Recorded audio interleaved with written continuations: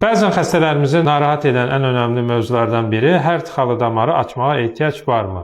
Angioqrafiya olan xəstələrimiz çox zaman damarlarının tıxalı olduğu şikayəti ilə müraciət edirlər. Amma yadda saxlamaq lazımdır ki, hər tıxalı damarı açmağa ehtiyac yoxdur.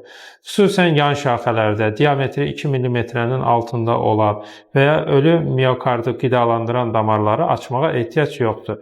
Ən çox 70% və üzərindəki əsas damarlarda, yəni diametri 2 mm-nin üzərindəki damarlara stent, balon və ya bypass yöntəmi ilə açılması əhəmiyyət kəsb edir.